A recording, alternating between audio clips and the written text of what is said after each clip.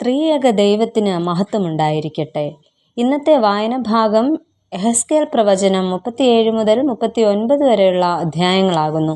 ഇന്നത്തെ ചിന്തയ്ക്കായി വിശുദ്ധ മർക്കോസ് എഴുതിയ സുവിശേഷം 15-ാം അധ്യായം 43-ാം വാക്യം. അരിമഥ്യയിലെ യോസേഫ് വന്ന ധൈര്യത്തോടെ പീലാത്തോസിന്റെ അടുക്കൽ ചെന്ന് യേശുവിന്റെ ശരീരം ചോദിച്ചു.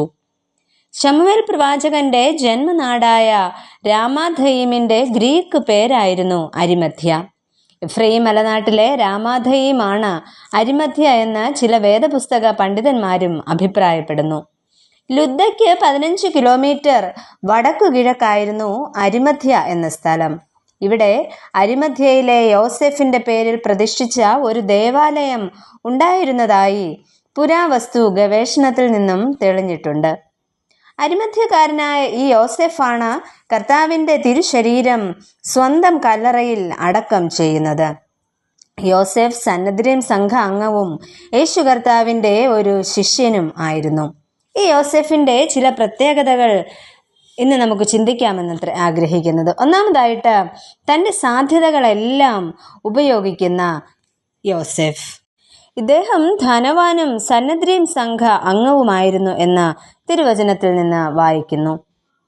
ഒരു ഭക്തനും യേശുവിൻ്റെ രഹസ്യ അനുയായിയുമായിരുന്നു ഇദ്ദേഹം. അത് നമുക്ക് യോഹന്നാൻ എഴുതിയ സുവിശേഷം 19-ാം അധ്യായത്തിൻ്റെ 38-ാം വാക്യത്തിൽ കാണുന്നു. അങ്ങനെ തൻ്റെ സാധ്യതകളെല്ലാം ഉപയോഗിച്ചുകൊണ്ട് റോമ ഗവർണറായിരുന്ന പീലാത്തോസിനെ സമീപിച്ച് ധൈര്യപൂർവം യേശുവിൻ്റെ ശരീരം ചോദിച്ച് മേടിക്കുന്നു. അത് തിരുവചനത്തിൽ ഇപ്രകാരം കാണുന്നു.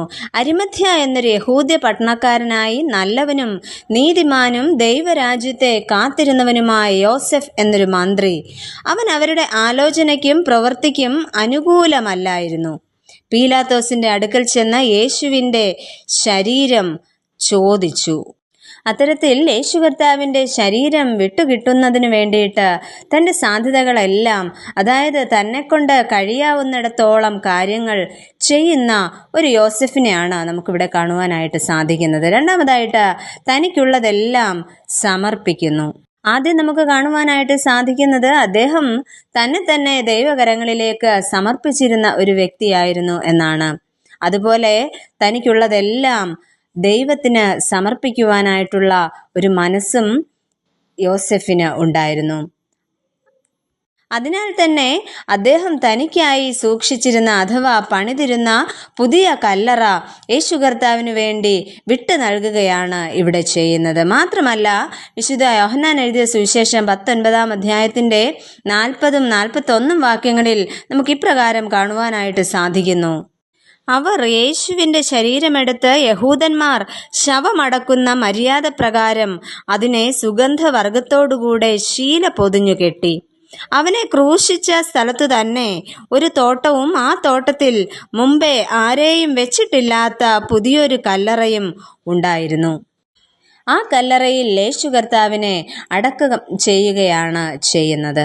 തനിക്കുള്ളതെല്ലാം ക്രിസ്തുവിന് വേണ്ടി സമർപ്പിക്കുവാൻ സന്നദ്ധനാകുന്ന ഒരു ശിഷ്യനെ ആയിട്ടാണ് യോസെഫിനെ നമുക്ക് കാണുവാനായിട്ട് സാധിക്കുന്നത്. പ്രിയമുള്ളവരെ, അരിമഥ്യയിലെ യോസെഫിനെ പോലെ നമ്മെ തന്നെയും ദൈവം നൽകിയിരിക്കുന്ന സാധ്യതകളെയും നമുക്കുള്ളവയെയും തിരുനാമ മഹത്വത്തിനായി ഉപയോഗിക്കുവാൻ ദൈവം നമ്മെ ശക്തരാക്കട്ടെ. നമുക്ക് പ്രാർത്ഥിക്കാം. പ്രിയ കർത്താവേ, ഞങ്ങളെ തന്നെ അവിടുത്തെ കരങ്ങളിലേക്ക് സമർപ്പിക്കുന്നു. അവിടുന്ന് ഞങ്ങൾക്ക് നൽകിയിരിക്കുന്ന ഞങ്ങളുടെ സാധ്യതകളെല്ലാം, അതായത് ഞങ്ങളുടെ ആരോഗ്യം, ഞങ്ങളുടെ സമയം, ഞങ്ങളുടെ സമ്പത്ത് എല്ലാം അങ്ങേക്ക് വേണ്ടി ഞങ്ങൾ സമർപ്പിക്കുന്നു. ഞങ്ങളുടെ സമർപ്പണങ്ങളെ അവിടുന്ന് വാഴ്ത്തണമേ, അനുഗ്രഹിക്കണമേ. യേശുവിൻ നാമത്തിൽ തന്നെ ആമേൻ.